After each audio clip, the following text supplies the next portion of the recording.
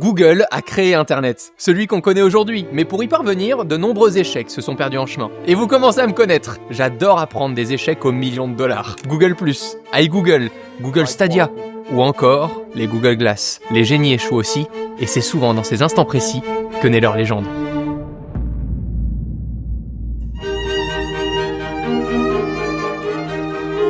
They are a new form of computing that's designed to really free you. So your hands free, your eyes are free, your ears are free. En 2012, une promesse est née, celle d'un futur sans smartphone. Porter une paire de lunettes suffira pour passer un appel tout en suivant un plan Google Maps, affiché comme par magie à travers ces verres optiques. So tell me now, who wants to see a demo of Glass? L'euphorie des Google Glass a lieu en 2012. Le cofondateur et grand patron, Sergey Brin, débarque sur scène pour la conférence Google I/O et présente une vidéo qui semble tout droit sortie du futur. Des amateurs de chute libre portent des lunettes, filment à la première personne leur exploit et arrivent à le diffuser en direct pendant leur chute. Les fans sont sidérés, persuadés d'assister à la naissance d'un nouveau produit, résolument futuriste et prêt à bousculer l'industrie tout entière. Des lunettes légères, une vignette flottante dans le champ de vision pour afficher des informations et une promesse, remplacer son smartphone. 6 mois plus tard, les premiers fans dépensent $1 500 et commandent les Google Glass. Mais très vite, la réalité les rattrape. Alors que des milliers de paires circulent aux États-Unis, des bars et des restaurants annoncent l'interdiction des Google Glass. L'idée des lunettes qui filment en permanence terrifie tout le monde. Ah, c'était évident, on invente même une insulte. Les glass holes, contraction de glasses, lunettes, et asshole, pour trou du cul. Alright, Google is telling Google Glass users, do not be a so-called glass hole. Les Google Glass inquiètent aussi les gouvernements pour des problèmes éthiques et légaux. Porter des Google Glass, c'était demander aux autres d'accepter une caméra braquée sur eux en permanence, sans consentement. Et ça, au début des années 2010, la société n'est pas prête. Alors au-delà de marginaliser ceux qui en portent, le produit est très décevant. L'autonomie de l'appareil fond à vue d'œil, la batterie devient vite chaude à l'utilisation, la reconnaissance vocale comprend parfois de travers, et lentement, on est très loin de la démonstration de force lors de la conférence. Record vidéo. Ça marche pas. Record vidéo. Donc en fait, il faut vraiment faire attention à son accent, parce que sinon, il ne comprend que l'accent américain très bien fait. Alors certes, on peut prendre une photo, demander un itinéraire basique sans trop de problèmes, mais pour $1 500, l'écart entre la promesse et l'usage réel au quotidien est trop important. Le prototype finit par être stoppé début 2015. Les fans sont remerciés et Google retire les Google Glass du segment grand public dans un silence total. Google va alors tenter un changement de direction vers une clientèle qui généralement accepte plus facilement les produits qui n'ont pas su trouver leur marché.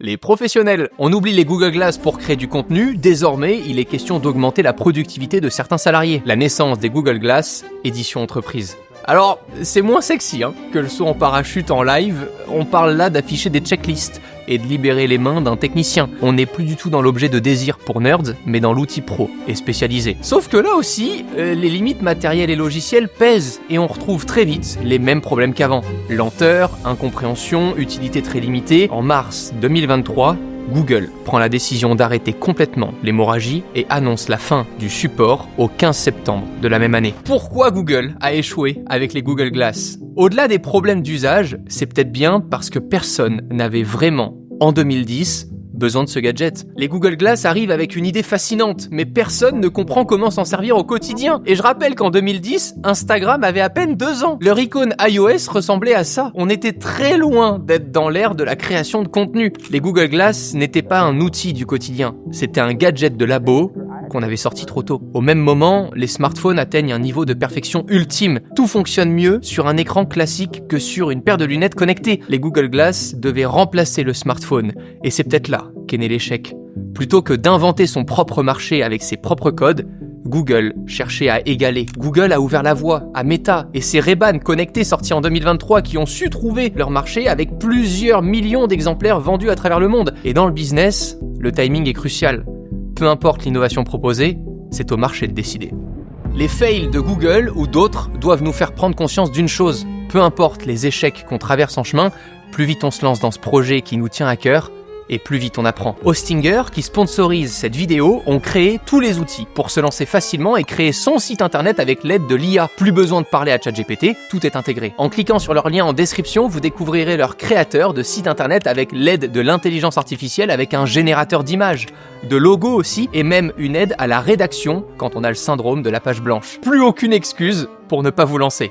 C'est intuitif, je vous recommande le plan business avec lequel vous disposez d'outils IA qui vous aideront dans la conception de votre site. Sur 48 mois par exemple, pour avoir le prix le plus avantageux, le plan business est à partir de 2,75€ par mois à l'occasion du Black Friday. On valide son panier avec le code Romain qui offre 10% de réduction et là, la magie Hostinger commence. On choisit notre nom de domaine qui est offert dans le plan, on répond à quelques questions pour que l'IA soit plus précise et là, en moins de 5 minutes, un site internet complet est généré. Tout est fait pour que vous puissiez le personnaliser facilement avec les différents outils d'IA. Même l'affichage sur mobile. Vous lui expliquez un texte à générer et il rédige tout seul. Une image à créer, Hostinger le fait aussi. Même votre campagne d'email à vos clients peut être gérée depuis leur outil email marketing. Vous pouvez flasher dès maintenant le QR code qui s'affiche ou cliquer sur le lien en description pour découvrir Hostinger et profiter avec mon code Romain de 10% de réduction dès maintenant avec une garantie de 30 jours satisfait ou remboursé.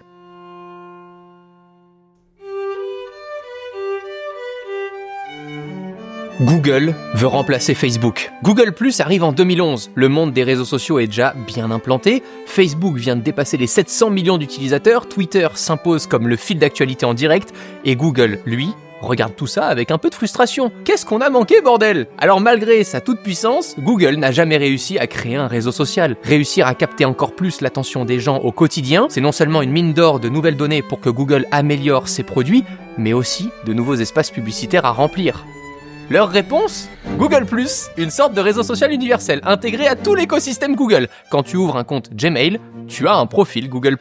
Tu commentes une vidéo sur YouTube, ton profil Google+ s'affiche. Sur le papier, l'idée est géniale, celle de créer une expérience sociale globale à travers toute ta vie sur Internet. Sauf que personne ne comprend pourquoi Google+ existe et pourquoi on est presque forcé de l'utiliser. Ce n'est pas un espace pour retrouver tes potes, parce qu'en 2011, si je dois te le rappeler, tout le monde est sur Facebook. Google+, n'est pas non plus fait pour suivre l'actualité. Google+ a été construit à l'envers. D'abord pensé pour servir Google, et seulement ensuite pour répondre à ses utilisateurs. Google+ s'articule autour d'un concept central, les cercles, où tu peux classer tes contacts selon des groupes d'amis, famille, travail, et décider de qui voit quoi. C'est censé donner plus de contrôle, plus de nuances dans la manière de partager, sauf qu'en pratique, ça rend tout beaucoup plus compliqué. Publier devient un casse-tête mental. Alors, et comme la plupart des gens n'ont pas envie de trop réfléchir avant de poster une photo, Google+ perd de sa spontanéité. L'usage, honnêtement, est digne de celle de LinkedIn un dimanche. Dans le fond, l'idée était bonne. Instagram lancera avec succès l'option Amis proches en 2018 pour avoir 2 groupes distincts, facile à comprendre. Faut quand même pas confondre 2 groupes parfois. Les utilisateurs de Google, eux, sont forcés d'utiliser Google+. À partir de 2013, impossible d'utiliser YouTube sans un compte Google+. Et ça emmerde tout le monde. Je vous jure, je devenais fou. Je l'ai vécu. Dites-moi que j'étais pas le seul. Lorsque Google fait machine arrière, 2 ans plus tard, le mal est fait. Tout le monde déteste Google+. Ah bah ça oui, j'avoue. Pourtant, c'était pas si mauvais. Les communautés de passionnés s'y sentaient bien, un peu comme sur Reddit. Il y avait des cercles entiers dédiés à la photo, aux technologies ou à la science. Facebook a grandi de manière organique, autour de vraies interactions. Google+ a été imposé par des dirigeants qui pensaient que tout était acquis. Le coup de grâce arrive en 2018, quand un audit interne révèle une faille de sécurité dans l'API qui a exposé les données de plus de 500 000 utilisateurs. À ce moment-là, Google n'a même pas essayé de sauver Google+. En avril 2019, le service ferme définitivement. 8 ans d'efforts, des milliards dépensés, et au final, un nom que presque tout le monde a oublié.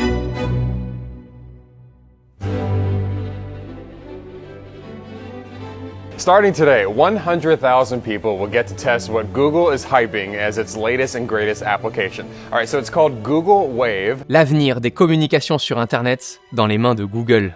Google Wave. To get started, visit wave.google.com. Si t'en as jamais entendu parler, le projet a été lancé en 2009 et arrêté à peine 1 an plus tard.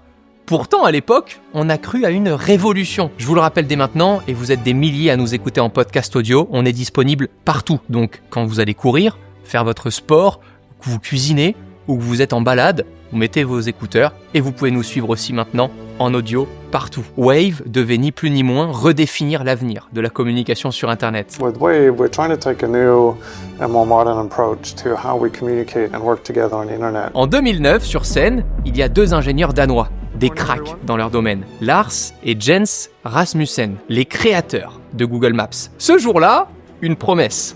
Fusionner tous les modes de communication en un seul flux. Plus besoin de jongler entre les mails, les messageries instantanées et les documents partagés. Wave réunit tout dans une même interface, collaborative et en temps réel. On n'est qu'en 2009, Tout le monde écoute Boom Boom Pow des Black Eyed Peas et l'iPhone 3GS vient tout juste de sortir. The fastest, most powerful iPhone yet. Avec Wave, une conversation devenait un espace partagé. Tu pouvais bosser à plusieurs sur un même sujet, tout était synchronisé instantanément. On pouvait insérer des images, du code, des cartes, des sondages, même des robots capables de répondre automatiquement. En 2009, Wave, c'était de la science-fiction. Google y croit dur comme fer, et a raison. Tout le monde est bluffé. Wave est lancé sur invitation limitée, comme pour Gmail à ses débuts, pour générer un maximum de hype. So there are 100,000 people who are on the list. They get beyond the velvet rope and get to join this party early. There are also people out there who aren't on the list who are trying to buy it from those who are, which is interesting because we found this article on Mashable.com, and they say that on eBay there's someone selling their invitation to try this out for $70. Et ça fonctionne. Tout le monde veut tester Wave, sans vraiment savoir ce que c'est. Pour ceux qui ont décroché le Graal, les premières déceptions apparaissent. L'interface est dense, les fonctions sont complexes et personne ne comprend vraiment comment s'en servir. Alors, les démos spectaculaires de la conférence laissent place à une réalité confuse. Google Wave peut tout faire. Et à vouloir tout faire, on finit par ne rien faire. Plus d'emails, plus de pièces jointes, plus de fil de discussion. Résultat, plus rien quoi. Il y a plus rien. Personne ne retrouvait ses repères. Wave mélangeait tout dans une seule et même page web. Google Wave a fini par devenir une sorte de bac à sable pour des utilisateurs curieux, mais jamais une innovation pour le grand public. À peine 1 an après le lancement, Google reconnaît l'échec. Wave n'a pas connu l'adoption par les utilisateurs que nous aurions souhaité. En août 2010, Google arrête le projet. Mais son histoire ne s'arrête pas là. Quelques mois plus tard, le code de Google Wave est rendu open source et repris par Apache Foundation sous le nom de Wave in the Box. Une poignée d'entreprises ont tenté de le ressusciter, sans succès. En 2009, tout le monde n'était pas prêt pour collaborer en temps réel sur un projet et abandonner les emails et SMS. Là où Wave a échoué, Google a créé tout un écosystème de collaboration avec Google Doc, Google Chat, Google Sheet, mais aussi Slack et Notion qui sont, à leur manière, les succès cachés derrière l'échec Google Wave.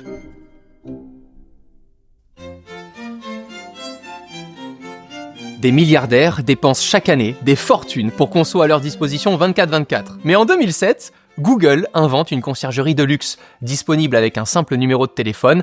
Tu renseignes le nom de l'entreprise que tu veux contacter, la ville où elle se trouve, et le robot de Google te donne toutes ces informations gratuitement.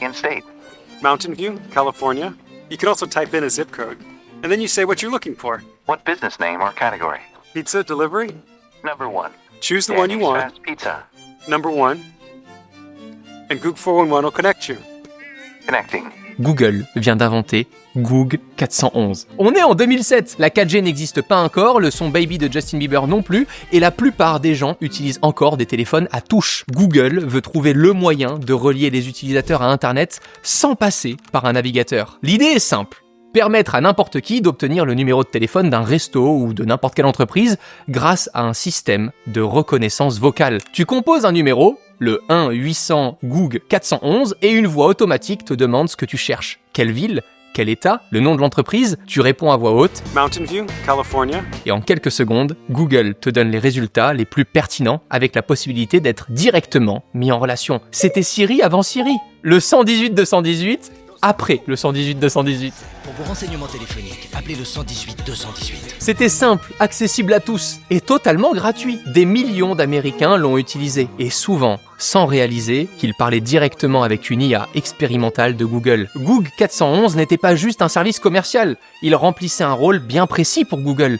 Tester la reconnaissance vocale à grande échelle. À chaque appel, l'entreprise enregistre ta voix et analyse ta prononciation. Goog 411 servait de gigantesques bases de données pour entraîner les futurs assistants vocaux de Google. En 2007, personne ne parle encore d'intelligence artificielle grand public, ni d'assistants vocaux. Mais Google a 10 coups d'avance et prépare déjà le terrain pour ce qui deviendra l'un des assistants vocaux les plus puissants du monde, Google Assistant. Google 411 s'étend à plusieurs pays et pendant quelques années attire l'attention de la presse tech pour devenir un phénomène aux États-Unis. Certaines personnes âgées ou malvoyantes utilisent même le service comme un véritable moteur de recherche vocale au quotidien. Ça y est, Google a entraîné son monstre et signe l'arrêt définitif de Google 411 en novembre 2010. Google a lancé officiellement son système de recherche vocale Google Now seulement 1 an plus tard, en 2011, pour intégrer ce qui deviendra plus tard Google Assistant à tous ses produits. Google 411 est peut-être le plus grand succès caché de Google. Le service n'a jamais vraiment disparu. Il a simplement changé de voix.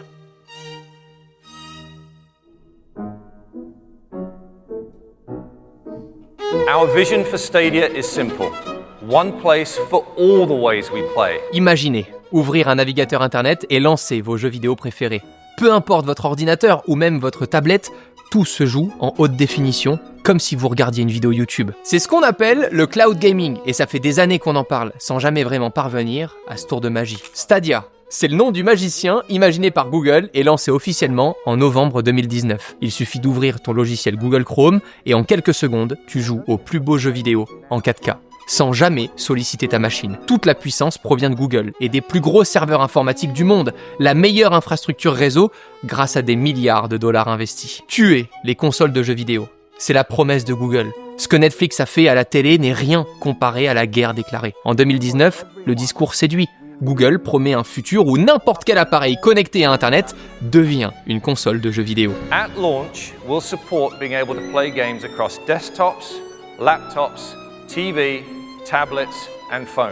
La technologie du cloud gaming, c'est de déporter la charge de calcul que nécessitent les jeux vidéo sur des serveurs à distance. Seule ta connexion Internet compte. Le reste, les serveurs le gèrent à ta place. Tu connectes une manette à la télé, ton ordi ou ton téléphone connecté à Internet et tu joues. La promesse est là. Google y croit. Mais très vite, le public comprend que la réalité est tout autre. Parce que si ta connexion Internet n'est pas stable, ton jeu devient flou et s'affiche en décalé. C'est ce qu'on appelle la latence. Et dans les jeux vidéo, c'est indispensable. Imaginez tirer dans un jeu de guerre quelques millisecondes après votre adversaire. C'est l'échec assuré. Si Google ne parvient pas à rendre l'expérience parfaite, impossible de convaincre de vrais gamers d'acheter Stadia. Dans l'univers du jeu vidéo, chacun a sa team. PlayStation, Xbox, Nintendo ou PC. Chacun reste dans son coin. Et la mission de rassembler tous ces joueurs dans un seul et même produit semble impensable. Lorsque Google lance Stadia, le catalogue de jeux proposés est pauvre. Très peu de jeux AAA et les rares proposés ne sont pas récents. Une impression de réchauffé qui donne pas envie vraiment à grand monde d'adopter Stadia. Par exemple, un jeu comme Destiny 2, qui est sorti en 2017, arrive en novembre 2019 sur la plateforme. Le premier Hitman, sorti en 2016, débarque lui seulement en 2020. Ladies and gentlemen, please welcome the new head of Stadia Games and Entertainment, Jade Raymond. Bon, pour compenser, Google crée un studio interne, Stadia Games and Entertainment, dirigé par Jade Raymond, une figure respectée de l'industrie, connue pour avoir bossé sur Assassin's Creed, Watch Dogs. Son taf, produire des exclusivités capables de donner une identité à Stadia. L'échec de Google Stadia ne vous choque pas? Google n'a pas la culture de ce métier. Créer un moteur de recherche ou une IA, c'est une chose. Créer un jeu, c'est tout autre. Cela demande du temps, beaucoup de temps, de l'inspiration et des convictions. Google, qui a la culture d'une start-up agile, habituée au cycle rapide, n'a pas la patience et a des objectifs de rentabilité.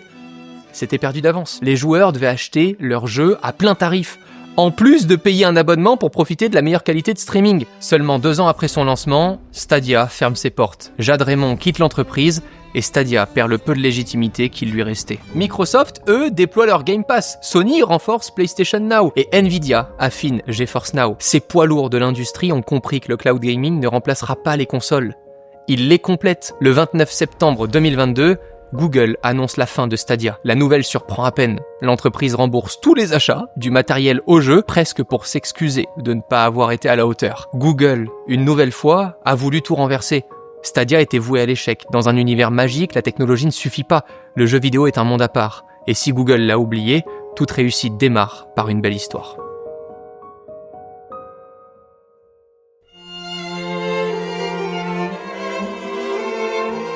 If we go to the internet and we type in www.igoogle.com,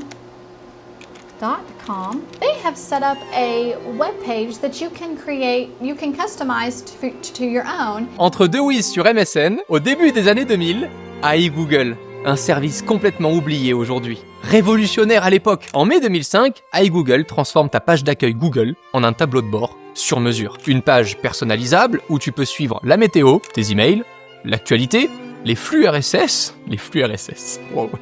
Les citations du jour, ou même avoir des suggestions de blagues à raconter au bureau. C'était ton web à toi, quoi, ta porte d'entrée sur Internet. En 2007, plus de 20 millions de personnes utilisent iGoogle chaque jour. Mais c'était sans compter sur l'arrivée des smartphones, qui vont complètement changer l'utilisation et l'usage du monde avec Internet. Finalement, avoir une page d'accueil avant d'accéder à Internet, ça semble illogique. Là où les applications sur les premiers smartphones te promettent d'accéder directement à ce que tu cherches. À partir de 2010, iGoogle prend la poussière. Le service est de moins en moins utilisé et dans une suite logique, le 1er novembre 2013, Google stoppe la mise à jour du service et iGoogle meurt. Vous vous souvenez de MSN ? C'est l'un des seuls autres géants d'Internet qui propose encore en 2025 une page d'accueil personnalisable.